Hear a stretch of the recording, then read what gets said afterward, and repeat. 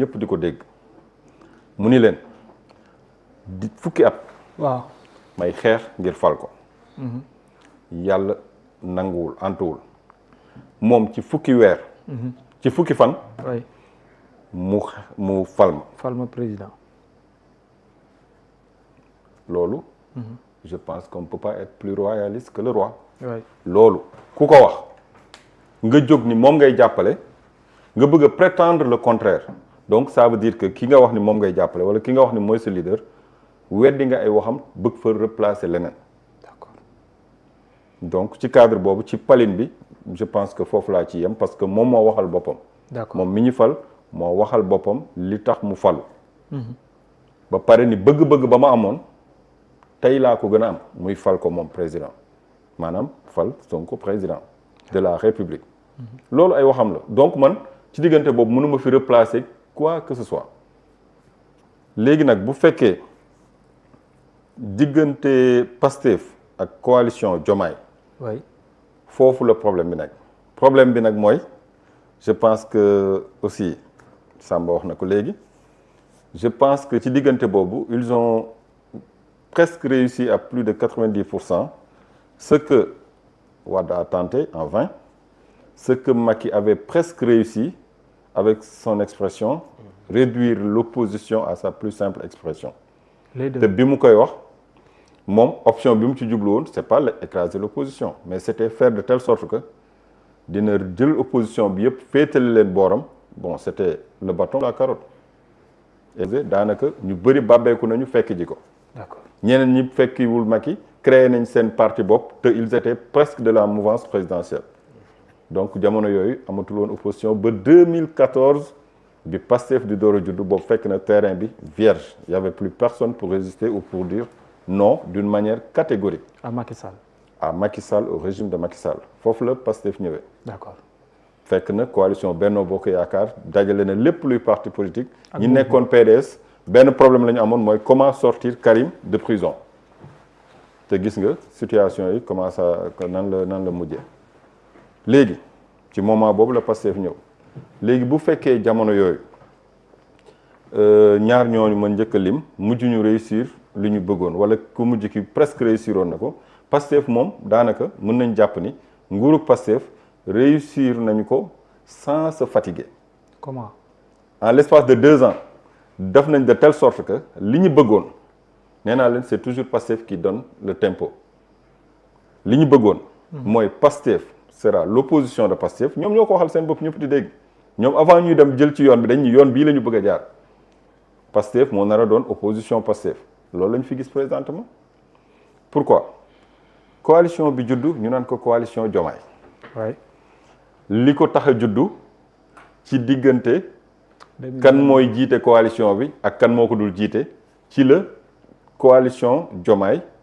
président mel ni dafa xaaj en deux mu Pastef nekk entité à part coalition Diomaye nekk entité à part lépp ci kan moo koy jiite fa la yëfi doore léegi ba booba dooree ba communiqué bi génn ci nga commencé dégg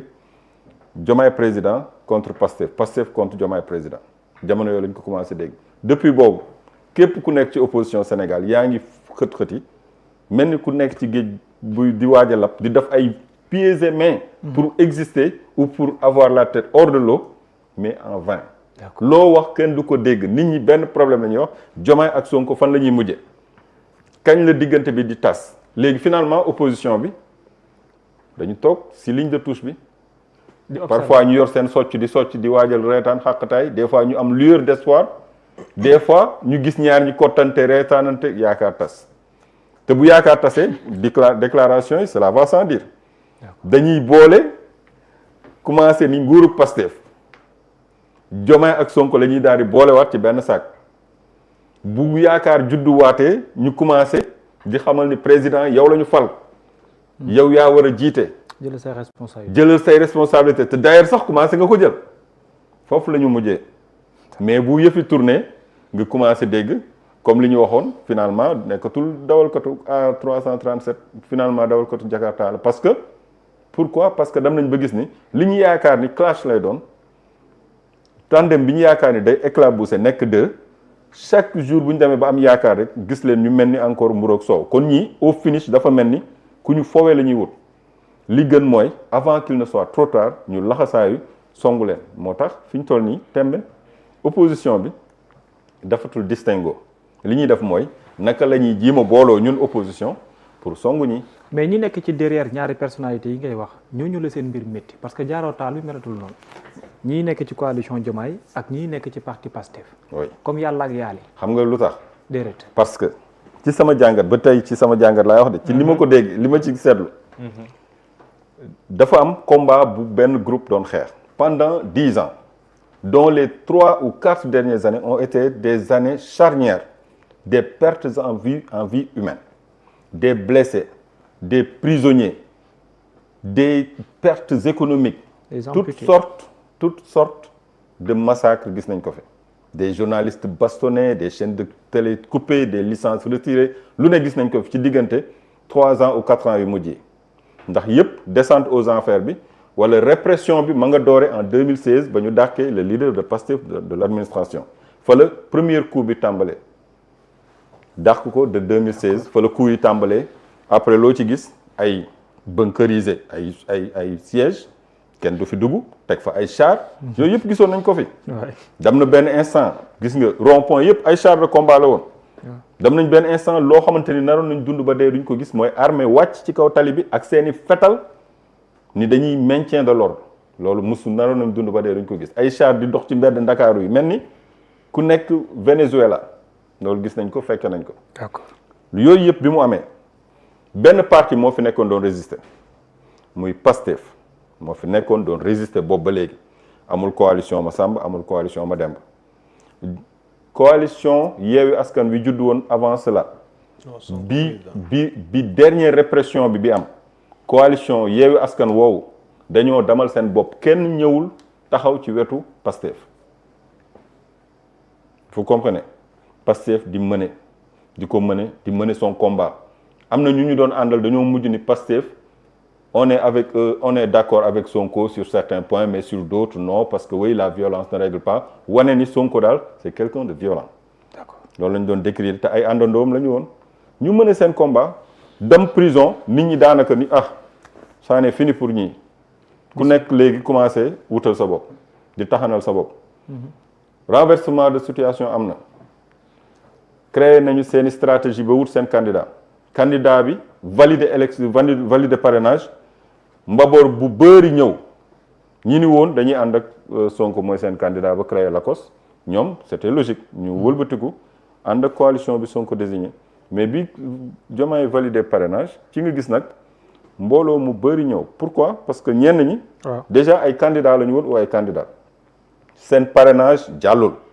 ñu ni dañu war a arrêter processus bi ñu war a bokk kon ñoom bu ñu leen déglu woon élection doon woon am le 24 mars ndax dañu bëggoon ñu arrêter processus bi parce que jàpp nañu ils ont été injustement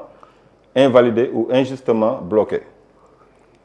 bi kee validé candidature am mbaboor bi yëpp bàbbeeku ñëw ànd ak Diomaye ci diggante bi il était en prison ci diggante bi génn na après finalement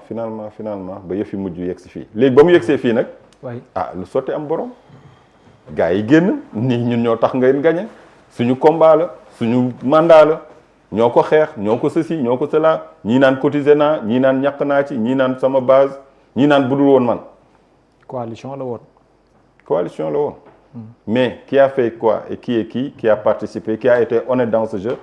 on ne pouvait plus reconnaître les loups et les agneaux d'un certain moment benn carnet lañ fa tegoon ku ñëw signé ni bokk naa ci coalition bi ku ñëw Dianté recevoir la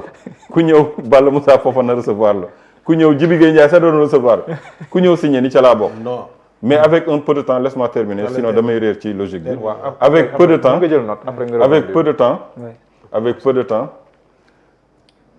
waa ji génn kaso ñeneen bàbbeeku ñëwaat dooleeku maa ngi fàttaliku lendemain ajjuma bi muy dem di leen nuyu ji jeudi la génn dem vendredi nuyu ji leen gis naa fa ay tête yoo xam nee naa leen jour boobu laa ni non amatuma ci yaakaar man personnellement loolu laa parce que gis naa fa ay tête yoo xamante ni xam naa ni ci lu ñu bokk ak fa ñu bokkoon bu ñu wëlbati ko d'un seul coup retourner seen veste non lii fa mu jëm narta neex léegi fa la yëf yi mujj léegi finalement 10 jours de campagne victoire ñëw na léegi ku nekk di fëgg dënn ni man maa tax victoire bi am nekkatul victoire Pastef mi tax élection am wala mi tax datu élection yi kenn puusu ko ñu ni ko nekkatul yow mais ñun la. d'accord vous comprenez. mais xamoon nga ni en aucun cas. ñii mujjee ñëw bokk ci coalition bi créer seen coalition ak noyau dur bi nga xamante ni dañoo mus a gëm Pastef xamoon nga ni du mën a neex parce que Sonko ba ñuy def seen dernier meeting de clôture stade Caroline Faye ba mu waxee wax ji laa ni mu ngi artu ndax neewoon na leen gagné guñu élection yi mais jàpp leen ni lii du gâteau bu ñuy partagé il faut que ça soit très clair te boobu gagné guñu élection. d'accord ci laa xam ni donc am na ñu doon ñëw. di teg ay propositions wala moom comme il est un peu avant-gardiste xam na ni yëf yi fan lay mujjee jox ma lii soo ma joxul lii nangam. schéma bi en synthèse noonu laa ko gisee. d'accord moo tax nag divergence yi nga xamante ni moo taxoon ndax ñu bëri ñu nekk ci coalition Diomaye seen seul adversaire politique avant la coalition Diomaye c'était Ousmane Sonko. Il pouvait même pas regarder le gars en photo bu ñu wëlbati ko retrouver wu ci biir Diomaye président da nga naan lii est-ce que du consortium d'intérêt comme ni ko kenn di waxee ku nekk ci plateau bi wala est-ce que du ñëwoon nguur gu ñëw ñu rand ànd ak yow ba nga jeexal ñu rocceeku parce que am na ñoo xamante ni à la veille la ñu génn ci nguur Macky Sall à la veille la ñu génn ndax ba Macky Sall naan candidat dañ ñu ko woon sax pare nañ pour nga def troisième mandat mais génn nañu fexe nañ ba dugg coalition Diomaye léegi loolu lan la mooy transhumance bi ñu tàmmoon di gis moo nekkaat nii sous une autre forme. d'accord man loolu laa jàpp. d'accord te foofu nag dina am incompatibilité pourquoi muy am incompatibilité discours bi Sonko yor. discours bi waa Pastef yor. ak li ñu doon xeex bu ñu jékkee-jékki gis li ñu doon xeex tant d'années jékki-jékki gis seen wet yenn maire yi nga xamante ni ñoo bokkoon même secteur ngeen ñuy boole gendarmerie di ñu mbugal ngeen ñuy bastonné di ñu néewal doole seen gox tekkiwuñ fa dara ñuy xeex di xeex ba am ampleur jékki-jékki yow mi doon nguuru ba ñuy néewal doole di ñu toroxal jékki-jékki gis sa suñu wet mais imaginez muy Diourbel muy Thiès muy Fandène muy Wack Ngouna muy fépp fu mu mënti doon am na jeunes yoo xam duñ ko nangu parce que duñu nangu kii moo nekkoon suñu bureau tey ñu xeex ba daj li ñu daj yépp tey mu bëgg a ñëw jege si bëgg a bokk ak ñun nguur gi. d'accord gis nga incompatibilité bi. waaw day feeñ ba au sommet. pourquoi au sommet. mooy après finalement ces jeunes seront des frustrés. pourquoi nomination bu nekk conseil des ministres ñu gis ñoo xamante ni nekkuñu woon ak ñoom ba ñuy xeex. ña nga doon nguuru ci Macky Sall def nañ fi wala wax nañ fi lu ne. chaque jour ñu génneel la vidéo génneel ay texte ni la kii moo fi waxoon lii ak lii ak lii ba ñuy xeex tey ngeen bëgg ak li ñu daj yëpp ngeen bëgg ko jël teg ko suñu kaw mu nguuru woon dellu si waat di nguuru waat suñu kaw finalement li ñu doon xeex à quelle fin wala finalement ñun ñooy les l'agneau de sacrifice wala incompatibilité dafay am parce que bokkuñu gëm-gëm bokkuñu idéologie te bokkuñu gis-gis. d'accord léegi Bougar dem gis